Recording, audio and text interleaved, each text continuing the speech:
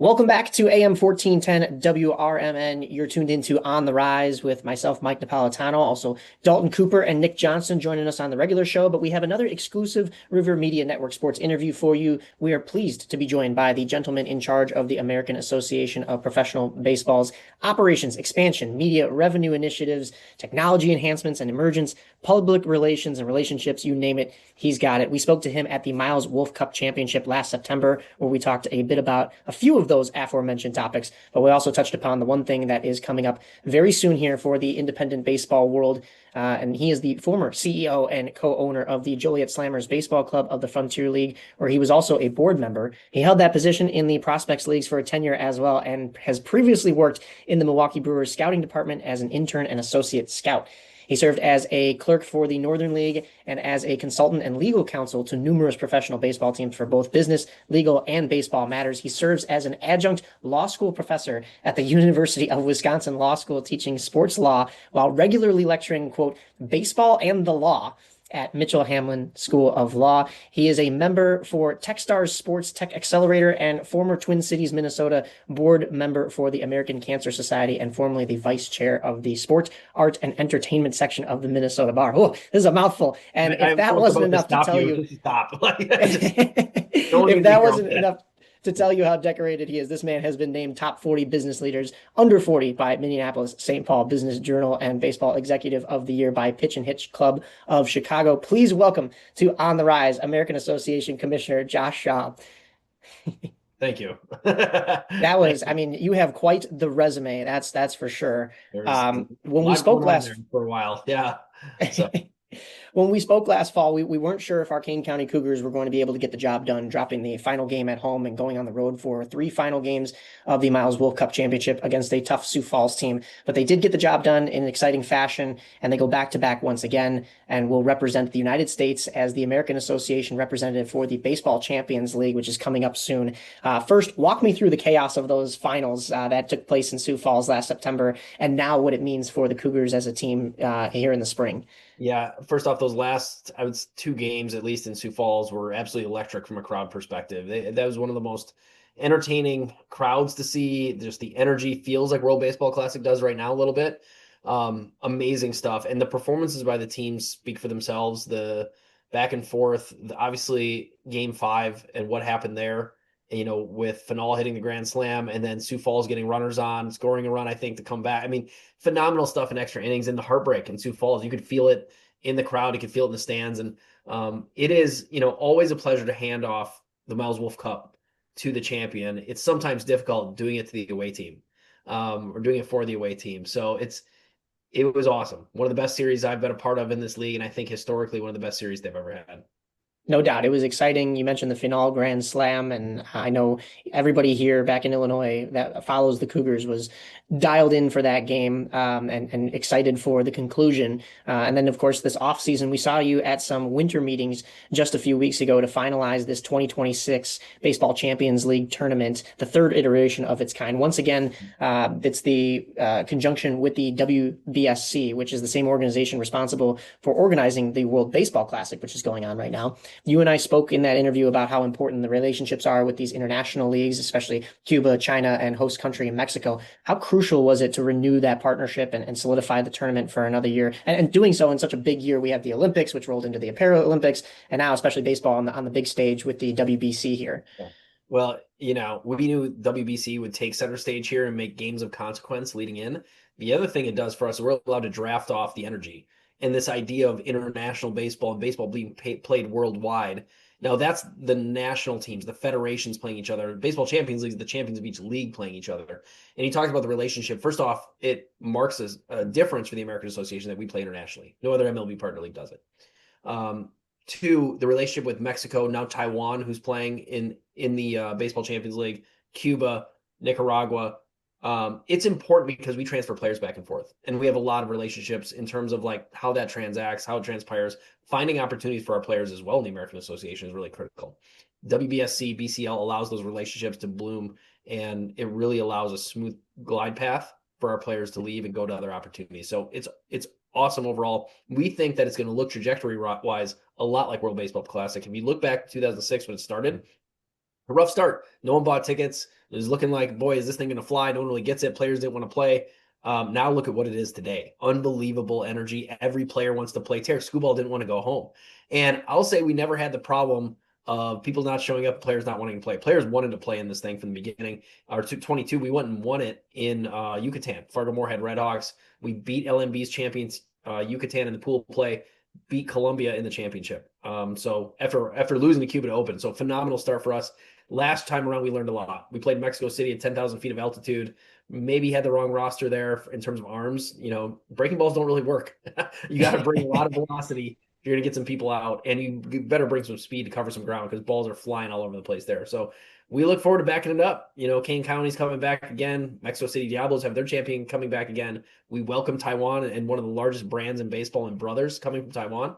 So we're excited, and I think there's big things to come for this event. We usually stray away from full-on politics on this show. It's a sports show, but sometimes you kind of have to step outside of sports and look at the world around you.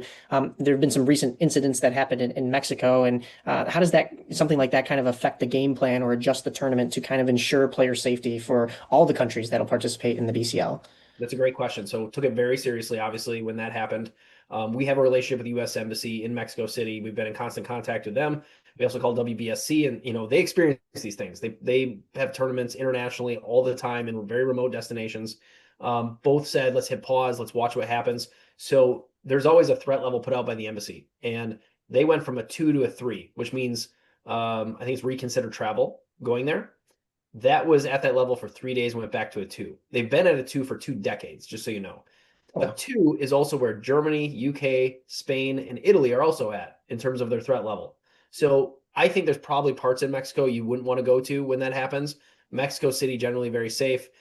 Stay where you're supposed to be. Don't do anything foolish, and you're going to be fine. But we did take it very seriously. I want to underscore that. And we feel at this time we're safe to go there. The embassy believes we're also safe to go there. And there's all kinds of precautions already put in place.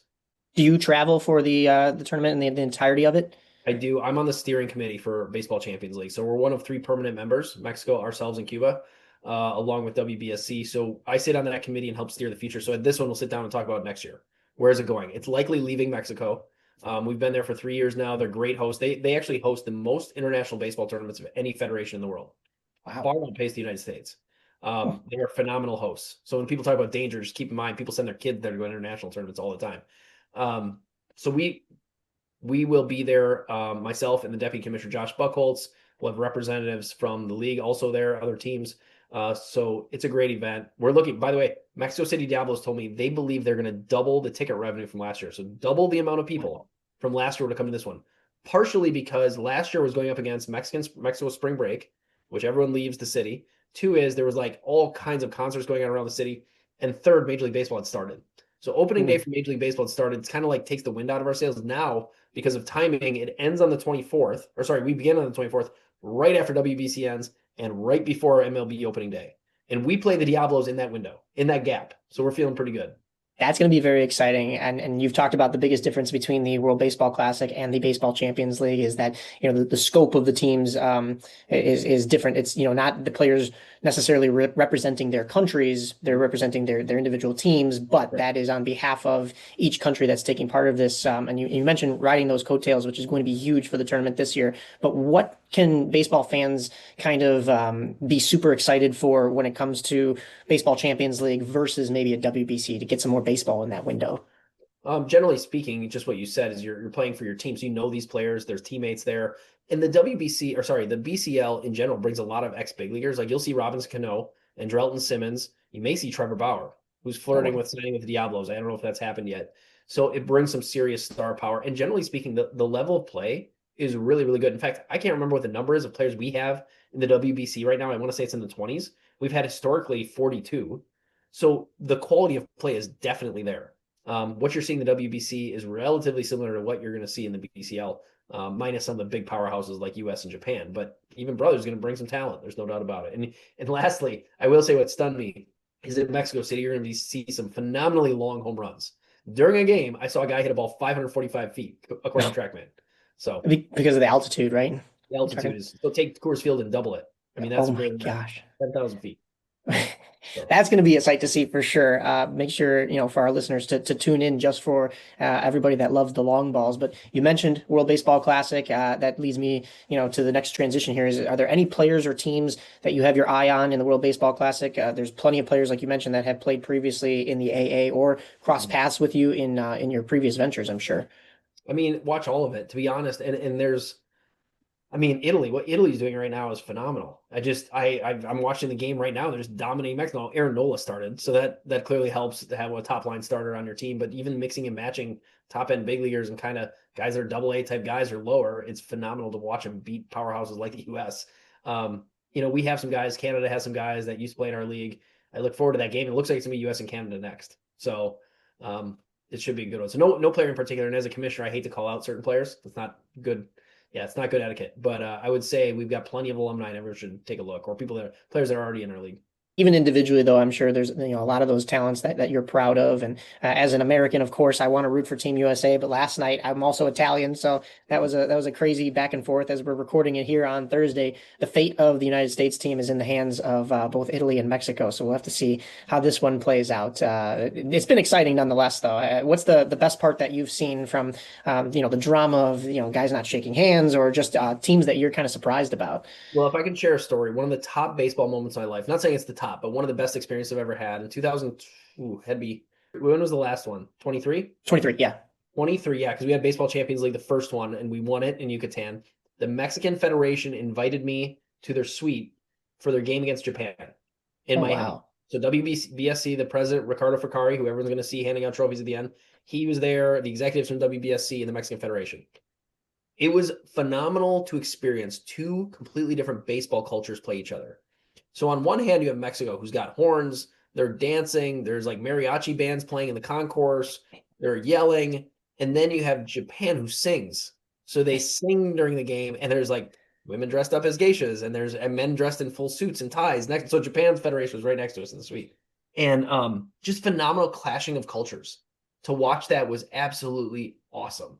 And you get some of that in BCL too. I mean, Mexico clearly dominates because the Diablos, but big Cuban contingent comes over. We're going to have a bunch of fans this year, more than we did last year. And now we have Taiwan. So we're going to get some of that Taiwan mix too. But seeing that clash of cultures is so cool. And really, I'll say this out loud.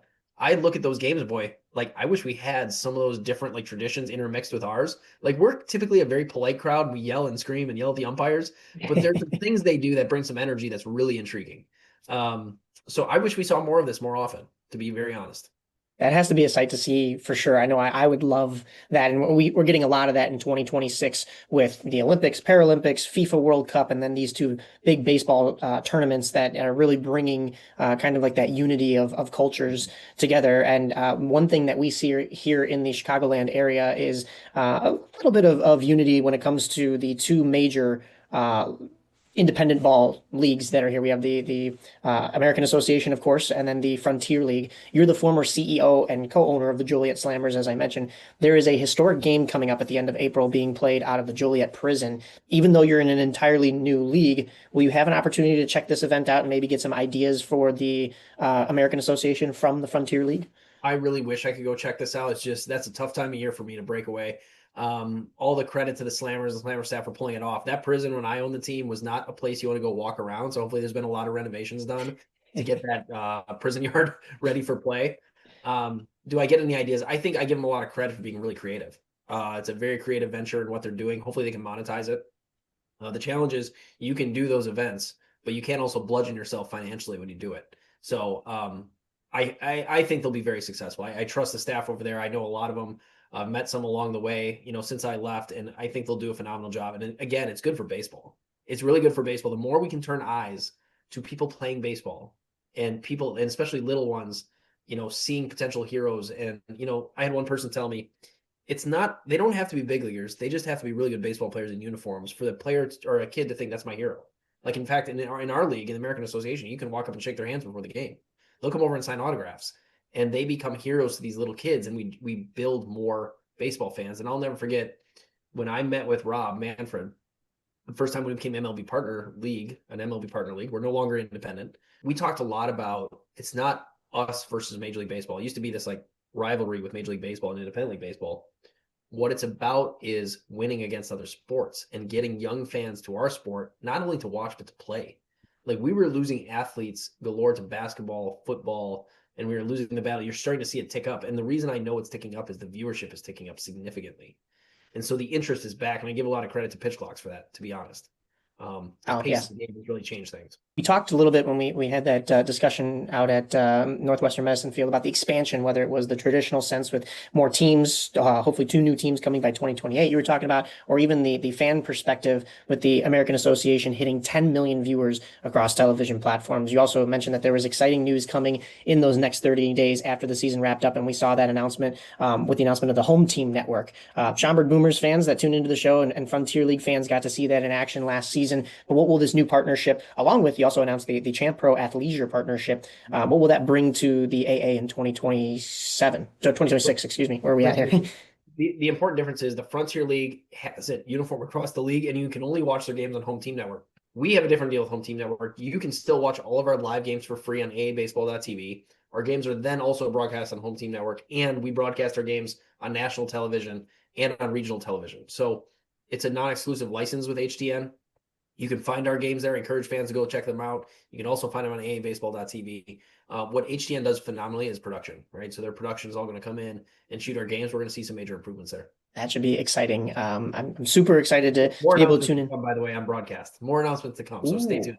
Yeah. Okay. Okay. Yeah. A lot of big changes here for the AA, and we'll get into those in a second. But I wanted to go into and talking about how you said it was a rival against other sports, right? Rather than independent leagues and MLB partnered leagues and even the MLB itself. It's tough because of the different levels of competition, but here in the Chicagoland area, as I mentioned, baseball fans know that it's the Frontier League and the American Association that mostly take up our, partnered leagues here, and they're tied together even more so now, especially here for WRMN with the Kane County Cougars and Schaumburg Boomers being under the same ownership with Rev Entertainment Group. We spoke about that here on the show with former Boomers owner Pat Salvi. Are there any plans to maybe collaborate between the two leagues or other partnered or indie ball leagues in the future? We do collaborate. So as MLB partner leagues, we just make sure that we're sharing best practices to draw more fans. Because again, it's just about how do we get more people in baseball stadiums to create more fans. There's always opportunity on the table to do more, but we do have a working relationship with the other leagues. That being the Atlantic League and the Pioneer League on our east and on our west. Would we ever see maybe like an all-star game between leagues or something along the lines of Yeah. competition that way? Maybe a tournament here in the United States of you take your best team from each league and they all play against each other. There is a potential for that, yes. And I'll say, as far as the All-Star game goes, we used to be a week after the Frontier League. So the Frontier League would go the day after the MLB All-Star game, and we'd be the week after. We this year moved our game 1 week forward. So now at least we're aligned on the dates to potentially make that happen.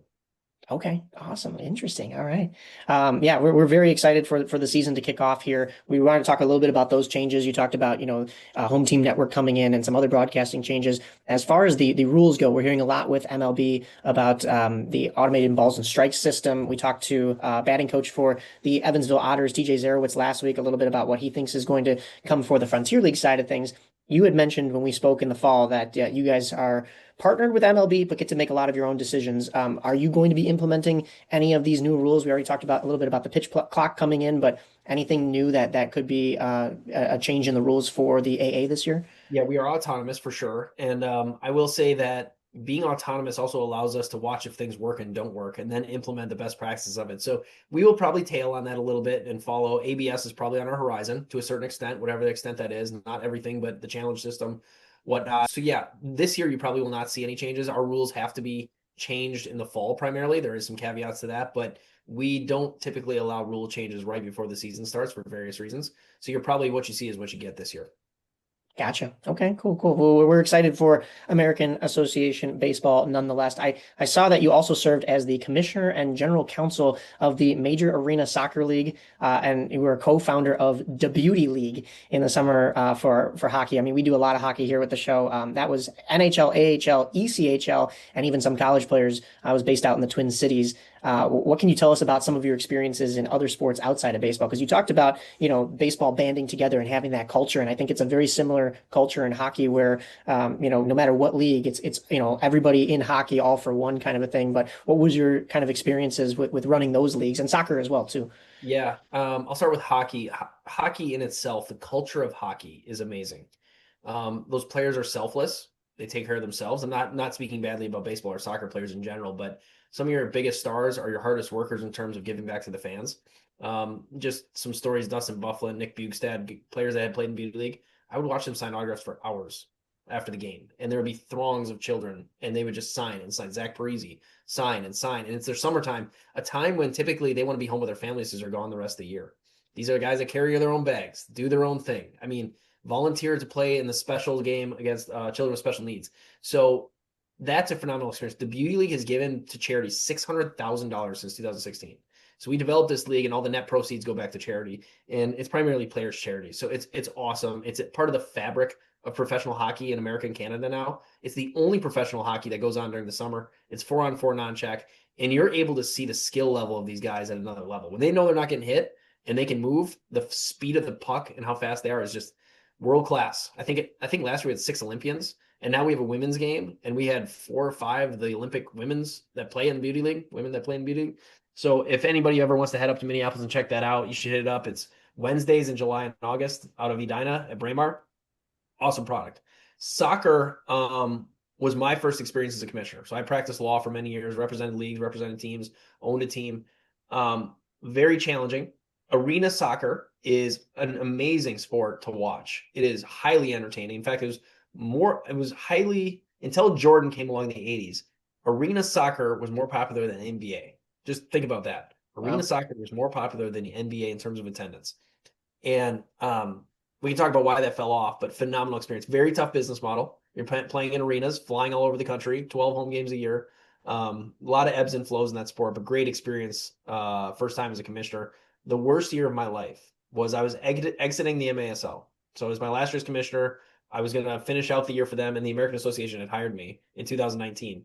So I had gotten through, they had just hired me right before the season. So I was kind of getting through phasing out of the MASL, and COVID hit. And so I had to finish the playoffs for MASL somehow and then pull off a season in the American Association. And we did it. We pulled off a season in both. The American Association, I could be more proud of for carrying the banner that year. Because we could have easily tucked up in the fetal position and shut it down. But our players, staffs, coaches, we found a way to build a traditional circuit. And I think we're the only league in the country that did it with fans. So credit to all those fans who kept showing up in 2020 to come to our games. That is incredible all around. Going even back to the hockey side of things, I named my dog after Dustin Bufflin, so it's nice to know that he was a selfless guy, but I can't imagine him being out there just using skill and not using his big body out there, and also just being there in the first place. He's a big fisherman, so I can't imagine he didn't want to just be out on a boat somewhere. There was some pull there. There was some pull to go fish, but he got to fish all day, right? And then he comes at night. And I will say, yeah, Buff, he would sometimes get frustrated with the young college guys that got a little too hyper out there, got a little happy with the puck, and it's a non-check league, so they would just dangle and dangle and dangle, and Buff would go take care of, make sure they knew they need to play it straight up. So I bet. Well, this has been amazing. We're so excited for another season here for the American Association, especially the Cougars in our own backyard, but of course, all across the league here. Josh Schaub, once again, Commissioner, I would like to thank you for coming on here. If you'd like to, how people can reach you or the league if they have any questions, comments, concerns, or just want to talk about the great work that you guys do. Sure. AABaseball.com is the best way to find us. Our handle's AA Baseball across all the regular social media platforms. And lastly, I would say, please go watch Baseball Champions League. You're going to find it on a number of platforms within the United States. AABaseball.tv, it's always available. Kane County Cougars representing U.S. and Canada, because we have Winnipeg, so we get Canada and the U.S. Right. Going back to get the trophy. And it's a phenomenal trophy. And the celebration at the end is fireworks and bands, and there's a huge opening ceremony this year and light shows. And so please watch the Baseball Champions League. Someday it will be as big as the World Baseball Classic. So appreciate the time. Thanks for having me on. Thank you. I'm excited for that day to come. And for those of you tuned in, you're listening to AM 1410 WRMN's On the Rise. We'll be right back with more here.